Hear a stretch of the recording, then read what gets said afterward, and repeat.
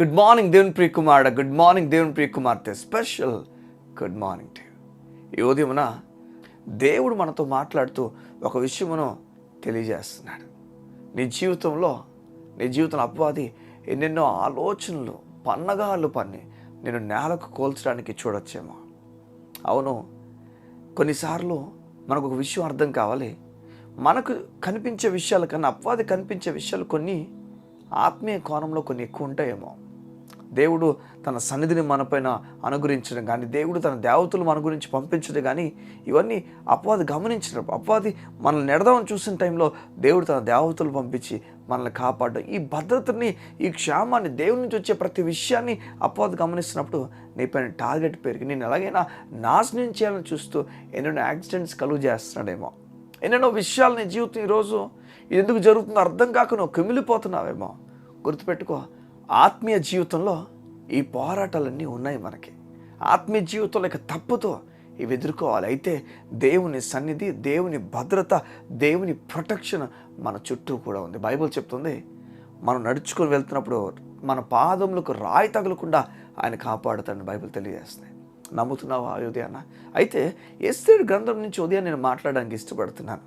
ఎస్తేరు గ్రంథంలో ఎంతో అపవాది హామాను అనే ఒక వ్యక్తిలో దూరి ఇష్టాసారంగా యూదుల్ని చంపాలని, యూదుల తెగంతటిని నాశనం చేయాలని వారు రాజుకు వ్యతిరేకులని చెప్పేసి హామాను వెళ్ళి ఇష్టాసారంగా మాట్లాడడం ప్రారంభిస్తాడు. రాజు ఒప్పేసుకుంటాడు. ఇంకా మద్దుగా కానీ ఆ ప్రాంతంలో, లేకపోతే మొత్తం ఈ రాజు పరిపాలన చేస్తున్న ప్రాంతాలన్నింటిలో కూడా ఏ యూదులు ఉన్నారో వారందరూ కూడా ఇంకా చంపబడాలి. సంగమ జాగ్రత్త వినండి.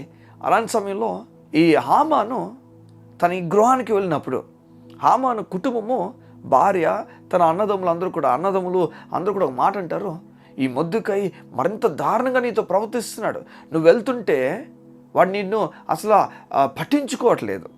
నువ్వు వెళ్తున్న సమయం, నడుచుకొని వెళ్తున్నప్పుడు, లేకపోతే నువ్వు రథం మీద వెళ్తున్నప్పుడు, గుర్రం మీద వెళ్తున్నప్పుడు నీవు అసలు లెక్కలేనట్లుగా చూస్తున్నాడు కదా, నీకు అసలు నమస్కారం చేయట్లేదు, వాడిని ముందు ఉరి తీసేని చెప్పినప్పుడు వెంటనే హామాను ఆ రాత్రిలోగా మొత్తం ఒక సెటప్ చేస్తాడు. ఉరి తీయడానికి ఏమైతే కాదు అవన్నీ కూడా కట్టించేస్తాడు.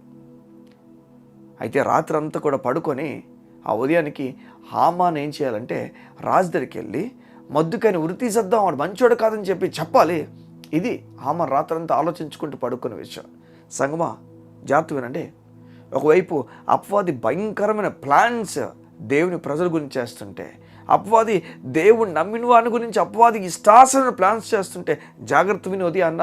ఒకవైపు ఒకవైపు రాత్రి హామాను ఇష్టాసారంగా మొర్దెకైని చంపాలని చెప్పి రాత్రి నిద్రలో కూడా ఎన్ని కళ్ళగానే ఉంటాడో హామాను మొర్దెకైని చంపేసినట్లుగా. అయితే అదే రాత్రి ఒకవైపు అపవాది ప్లాన్స్ చేస్తుంటే ఇంకోవైపు రాజుకు నిద్ర పట్టలేనప్పుడు రాజు అన్నాడట, ఏది ఒకసారి తీసుకురండి ఆ గ్రంథము, రాజు చేసిన మంచి పనుల గ్రంథం తీసుకురండి, ఒక రాతపూర్వకంగా రాయబడుతున్న గ్రంథం తీసుకురని చెప్పినప్పుడు తీసుకొస్తే సంగమం వినండి జాగ్రత్తగా. తీసుకురాగానే ఎవరు ఆ వ్యక్తి చదువుతున్న కొలది అందులో మొర్దెకై రాజుని తప్పించినట్లుగా, ఎవరైతే రాజు పైన చెడు దృష్టి కలిగి రాజుని చంపాలని చూశారో ఆ భటులు, వారిని మొర్దెకై ద్వారా రాజు తప్పించబడినట్లుగా ఈ విషయాలు రాజు చదవబడినప్పుడు రాజు విని ఆ మొర్దెకైకి మనం ఏం చేసామా, ఏం చేయలేదని చెప్పగానే రాజు అంటాడు, అయితే తనకి ఏదో ఒకటి జరగాలని చెప్పి ఆ రాత్రి నిద్రపోలేని రాజు, ఆ రాత్రి రాజు నిద్రపోకుండా చూడండి ఏం చేస్తున్నాడు.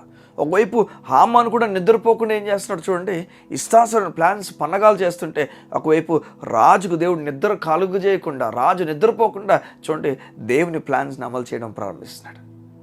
అయితే ఆశ్చర్యం, మరుసటి రోజుకి హామాను అనుకుంది జరగలేదు కానీ దేవుడు అనుకుంది జరిగింది. మొర్దెకైని దేవుడు హెచ్చించాడు, హామాను ఊరికి వెళ్ళిపోయాడు.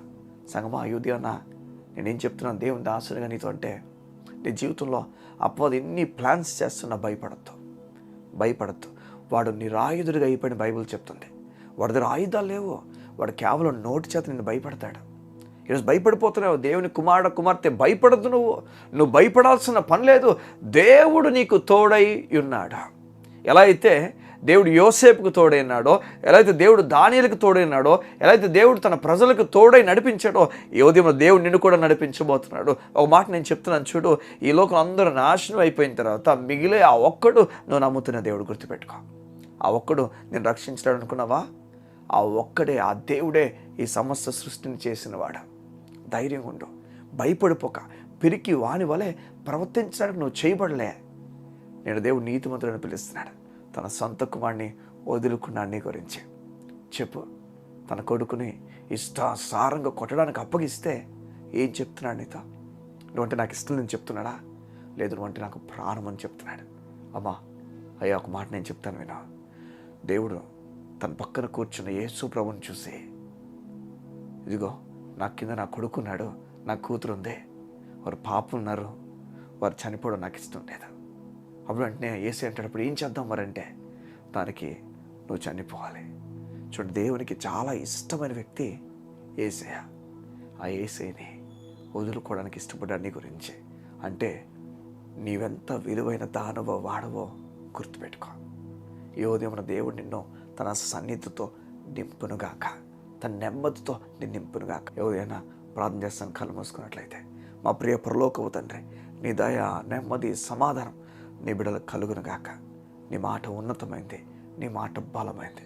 అయ్యా, ఒకవైపు ఆ హామాని ఇష్టాసారమైన పన్నగాలు పనుతుంటే, ఒకవైపు నీవు నీ ప్రజలను విడిపించడానికి నువ్వు చేస్తున్న ఉన్నతమైన కార్యాలు బట్టి నీకు వందనాలు.